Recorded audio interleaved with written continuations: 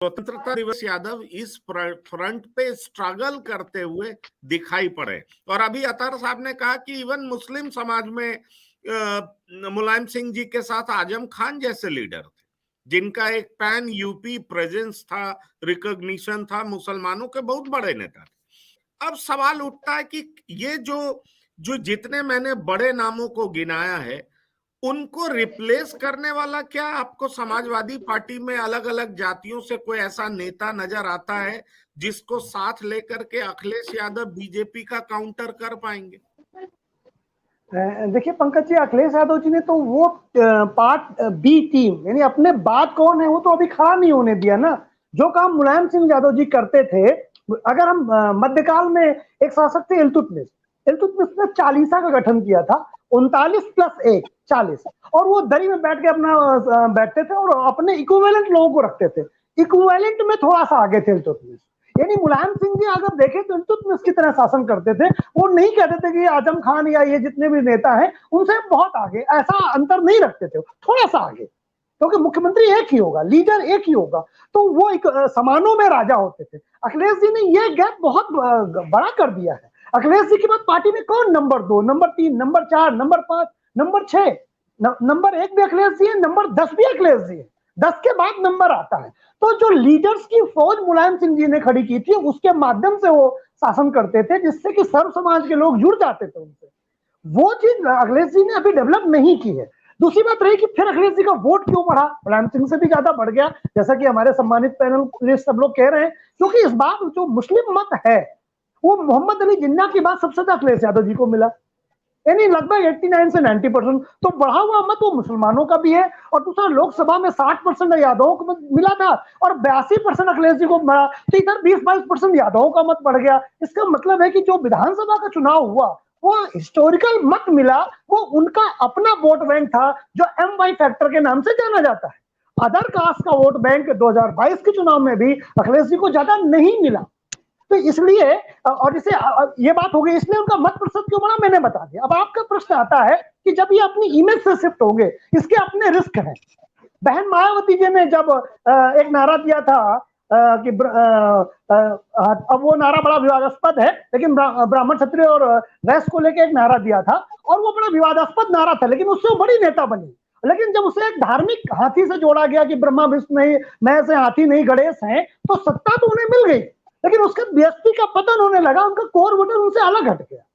Core voter हमेशा नाराज होता है, यानी अपने कोर वोटर के को जोड़े रख के। आप देखेंगे बीजेपी हिंदुत्व से आज तक अलग नहीं हटी, कोई भी जुड़ जाए उसके साथ, वो पसमानदाओं को जोड़ने की कोशिश कर रही, लेकिन क्या हिंदुत्व का वोट उससे, हिंदुत्व की कॉन्सेप्ट हटी? नहीं हटी। बहन मायावती जी ने दलित को साथ ब्राह्मणों को जोड़ा और उससे दलित मत नाराज हो गया, वो दूसरी जगह बड़ी मात्रा में शिफ्ट हुआ। तो अखिलेश जी के लिए एक रिस्क है, MY एक उनका कोर वोटर है, और कहीं ऐसा ना हो कि सबको समेटने में उनका कोर वोटर उनसे नाराज हो जाए, और इसका खामियाजा इतिहास में सबने उठाया है। कांग्रेस ने उठाया, कांग्रेस ने भी अपने कोर वोटर को नाराज किया, उसका कोर वोटर ब्राह्मण था, दलित था और मुस्लिम था। लेकिन जब कांग्रेस ने उस कोर कॉन्सेप्ट से अलग हटी तो कांग्रेस को नुकसान हुआ। तो इतिहास पंकज जी यही बताता है कि अखिलेश जी ने अपने जीवन का सबसे बड़ा रिस्क लिया है जब उन्होंने MY से पार्टी को बाहर निकालने की कोशिश की है। हाँ, ये बात 2024 और फिर अगले विधानसभा चुनाव में तय होगी कि अब जो इस समय जो अखिलेश जी कर रहे हैं, इसके अपने फायदे होंगे या नुकसान। फायदे तो उन्हें प्राप्त हो चुके हैं, अब वो एक जगह स्टैग्नेंट है, तो उन्हें आगे बढ़ने के लिए इस तरह का रिस्क लेना चाहिए, और शायद उन्होंने लिया भी। जी पंकज। जी हाँ, डॉक्टर आलोक पांडे, इन्होंने बिल्कुल आउटराइटली रिजेक्ट किया, ये हाइपोथेसिस है, फाइन, लेकिन मेरी जानकारी में बात चल रही है, और पॉसिबिलिटीज का खेल, पॉलिटिक्स होता है, इस चुनाव में नहीं विधानसभा चुनाव में हो, ये संभव है। पर आपको नहीं लगता कि बीजेपी जिस तरीके से पंचायत चुनाव में, बीजेपी की स्थिति गांव में खास तौर पर अच्छी नहीं रही है, और ये कहा जाता रहा है कि बीजेपी के खिलाफ एंटी इनकम्बेंसी है, ये भी कहा जा रहा था कि ओबीसी नाराज है, उस तरीके से गांव में वोट करने बीजेपी के पक्ष में नहीं आया है, तो क्या लोकसभा चुनाव में, पर मैं इसलिए पूछ रहा हूं कि पंचायत चुनाव में हो सकता है योगी मॉडल, योगी प्रचार कर रहे थे, उनके हाथ में कमांड था, पर लोकसभा चुनाव में ऐसी स्थिति आप देख पा रहे हैं क्या? पंकज जी, लोकसभा का चुनाव अलग चरित्र का होता है, राष्ट्रीय मुद्दे पर होगा। और लोकल बॉडी चुनाव में ये भी होता है कि उन्हें एक टिकट के 10 मांग करने वाले होते हैं। उत्तर प्रदेश में सबसे ज्यादा मांग बीजेपी के पास थी, विनिबिलिटी संभावना की, तो उस वजह से व्यक्तिगत नाराजगी भी हो सकती है। लेकिन मैं ओबीसी समाज में बड़ी मात्रा में नाराजगी नहीं देखता। ओबीसी समाज की सत्ता में भागीदारी है, ओबीसी समाज के लीडर्स उभर कर बाहर आ रहे हैं। ओबीसी समाज को सत्ता चाहिए, सत्ता किसको नहीं चाहिए आज के समय में। तो इस समय अगर आप भारतीय जनता पार्टी में देखें तो सबसे ज्यादा ओबीसी लीडर हैं जो मंत्री बने हुए हैं।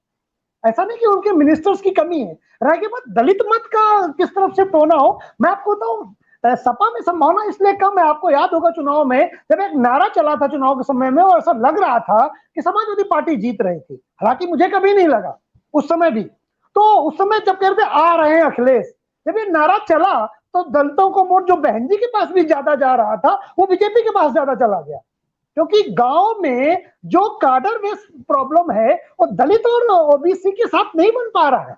ओबीसी बहुत दलित थोड़ा डरा हुआ समाज है और ओबीसी एक एग्रेसिव समाज है, यादव वर्ग बड़ा एग्रेसिव है गांव के लेवल पर।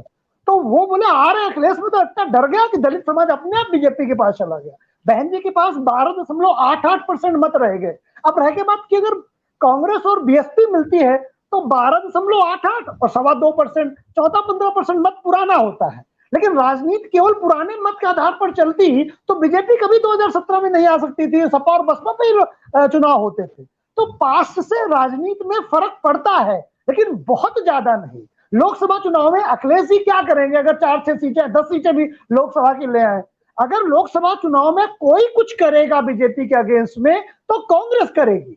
ये बात उत्तर प्रदेश का मुस्लिम मतदाता भी जानता है। इसलिए मुझे लगता है कि अगर कांग्रेस का बीएसपी से पैक्ट हो जाता है तो 13% मत तो बीएसपी का पिछला वाला भी है ना, तो और कांग्रेस का मत मिला करके अगर कांग्रेस और बीएसपी मिलकर 10-12 सांसद निकाल देते हैं तो वो शायद ज्यादा कांग्रेस को मजबूत करेगा, ज्यादा फायदा देगा बीजेपी को रोकने के लिए। तो जो बीजेपी विरोधी मत है वो लोकसभा में दूसरी तरह से मत करेगा और विधानसभा में दूसरी तरह से करेगा। इवन बीजेपी का विरोधी मत यादव माना जाता है, वो लोकसभा में दूसरी तरह से मत करता है उत्तर प्रदेश में, और विधानसभा में सपा के लिए ज्यादा मत करता है। तो इसलिए मेरा पंकज भाई ये मानना है कि अगर समाजवादी पार्टी बसपा और कांग्रेस मिलते हैं तो मुस्लिम मत 13% के ऊपर 15% मत तो कंसोलिडेट हो गया ना उत्तर प्रदेश में, लगभग बीएसपी और कांग्रेस का पुराना। और अगर आप देखेंगे जो लोकल बॉडीज इलेक्शन है इसमें कांग्रेस बहुत जगहों पर नंबर 2 पर रही है, अच्छा परफॉर्म किया है, और मुस्लिम एरियाज में भी। तो इसका मतलब है कि मुसलमानों का एक रुझान, जबकि जब लोकल बॉडीज में तो नेशनल चुनाव नहीं होते हैं, लेकिन एक रुझान मुसलमानों का बीजेपी कांग्रेस की तरफ दिखा है। और लोकसभा चुनाव मैंने फिर कहा, लोकसभा चुनाव में समाजवादी पार्टी बड़ी खिलाड़ी नहीं है, तो मुसलमानों के पास एक चॉइस है जो रिस्क ले सकता है। प्राइम मिनिस्टर मोदी खुद ही ओबीसी के बड़े चेहरे के रूप में पहचान बना चुके हैं और ये चुनाव भी नेशनल लेवल का है। ऐसी परिस्थिति में उत्तर प्रदेश में इस तरह की कवायद, आपको लगता है कि प्राइम मिनिस्टर मोदी के लिए जो चुनौती पेश करना चाहिए वो सफिशिएंट है, वो कर पाएगी? देखिए, मोदी जी की एक खूबसूरती कि वो सवर्ण को सवर्ण लगते हैं और ओबीसी को ओबीसी, तो इसलिए ऐसा नेता तो भारत में हमें दूसरा दिखा नहीं जो सवर्ण भी हो और ओबीसी भी हो। वो सब जगह एक ऐसी पैठ है। तो इसलिए बीजेपी को उत्तर प्रदेश में कोई भी टक्कर देने की स्थिति में नहीं है। बीजेपी के पास पसमानदा उतना ही आएगा जितना अखिलेश जी के पास पीडीए पहुंचेगा।